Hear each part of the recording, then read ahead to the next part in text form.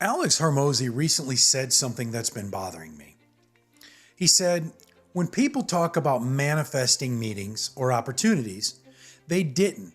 They just created content consistently and reached out. Then he drew this line in the sand. One of these things works and one of these things doesn't. But here's the thing. What if they're not competing forces? What if one actually fuels the other? Today I'm going to share why I think Alex, someone I deeply respect, is missing a crucial piece of the success puzzle. Let me be clear. This isn't a takedown of Alex. The man's built multiple nine-figure businesses and helps thousands of entrepreneurs level up. When he speaks, I listen. In that podcast interview with Stephen Bartlett, Alex specifically said he gets nervous about going on podcasts with people who talk about manifestation, energy, and frequencies.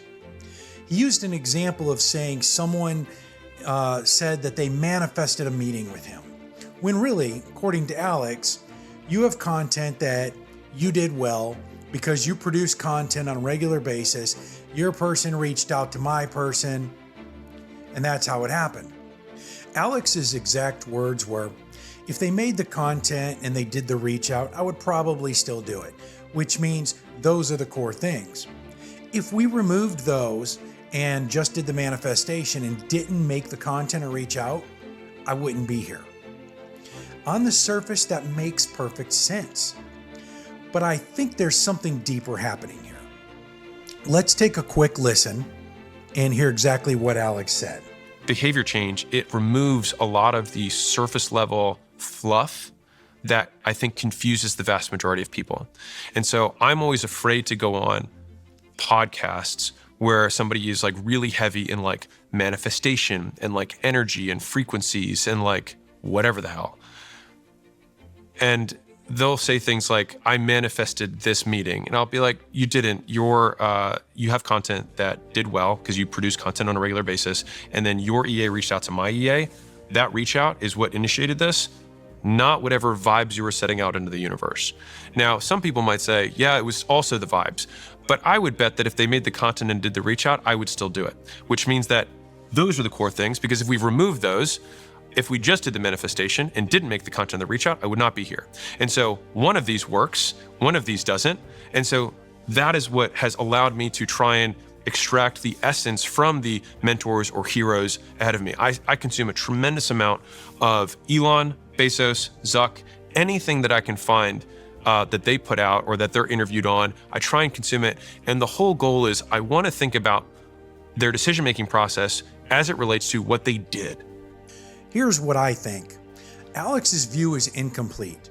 Manifestation isn't separate from action. It's what initiates action.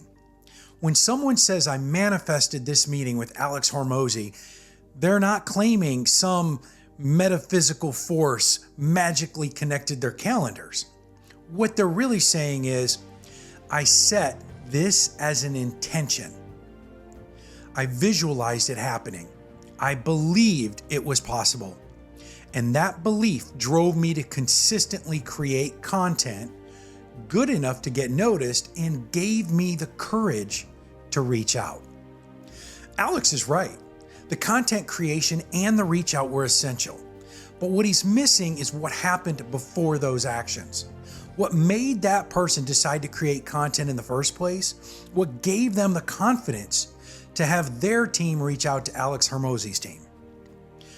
That's where manifestation lives, in the mindset that precedes the action. Even in the transcript, Alex says something fascinating. I think in models, not mentors. What can I model about their behavior so that it can change my behavior to increase the likelihood that I win faster? He then says, I consume a tremendous amount of Elon, Bezos, Zuck, anything that I can find that they put out.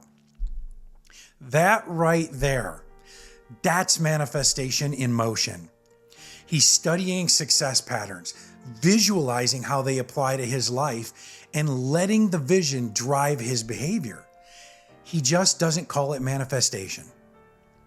This isn't just feel-good nonsense. There's real science here. When you set clear intentions, your reticular activating system, the part of your brain that filters information, starts highlighting opportunities related to your goals that you might otherwise miss. It's like when you're thinking about buying a certain car and suddenly you see that model everywhere. Those cars were always there, but your brain wasn't programmed to notice them. When someone says, "I'm going to connect with Alex Hormozi someday," their brain starts noticing pathways to make that happen. They study content more closely. They notice what topics he engaged with. They create content aligned with his interests. They build connections with people in his network. Those aren't random actions. They're strategically aligned behaviors emerging from a clear vision. Alex himself demonstrates this. In the transcript, he talks about testing different markets before expanding his brick and mortar business. He says, "Don't spend $250,000 doing all these studies, then building out this location only to find that the lead cost in that area sucks. Just test it first." That's brilliant business advice. But notice what came first: the vision of expansion. Without the initial vision, that manifestation of growth, he wouldn't have taken those testing actions at all. So let's bring it all together. So here's what's actually happening in the success equation. Number one, vision, manifestation. You clearly define what you want emotionally and you connect with it. Number two, strategy. Your mind begins mapping pathways to achieve it. Number three, action. You execute consistently based on those pathways. 4, results. Your consistent action creates outcomes. 5, refinement. You adjust your vision and strategy based on results. Alex is hyper-focused on points 3 and 4. He's absolutely right that without them, nothing would happen.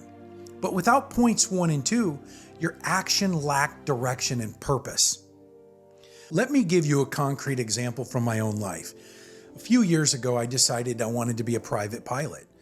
That I thought, I work a lot of hours. I really want to do something for me, something that I think I might enjoy.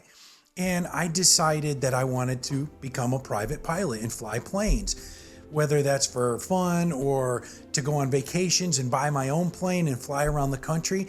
It was something I had decided that I think I'm going to look into. I started looking at pictures of planes. I started doing a little bit of research, but I put it out there. I put it on my vision board. I started doing some searches here and there. But what really astounded me is within weeks of announcing that I think I'd like to be a private pilot and that I'd like to start taking flying lessons, people started showing up in my life that were doing the same thing and gave me direction on where to get flying lessons, or they had just gotten their pilot's license and introduced me to an instructor, or had a plane of their own they just bought. I mean, it was literally like they were coming out of the woodwork. I'm not exaggerating when I say within a few weeks, I met 3 or 4 people that were friends of mine that I had no clue were pilots, and we just hit it off, and they gave me so much information, and the information they gave me fast forwarded me into action. And I reached out, found an instructor, and immediately started flying. This is why I believe manifestation isn't just fluff, as Alex suggests. It's the prime mover. It's what gives your action meaning. In the podcast, Alex says, "Everything that I do ladders up or down to behavior." I agree. But behavior starts with belief, with vision, and with what some call manifestation. So where do we land on this? I think both Alex and the manifestation crowd are partially right. The manifestation only crowd often skips the crucial steps of consistent strategic action. They're all vision, no execution. But the action only crowd, which Alex sometimes represents, misses the power of intentional vision setting that drives meaningful action. They're all execution, no direction. The true power comes when you combine them.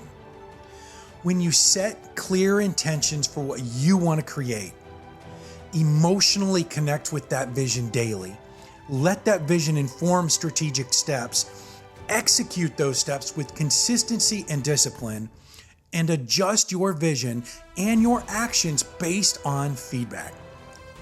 This is why I believe Alex was missing the point in that moment. It's not the manifestation doesn't work, it's that manifestation doesn't work alone, just like action doesn't work alone. They're two sides of the same coin.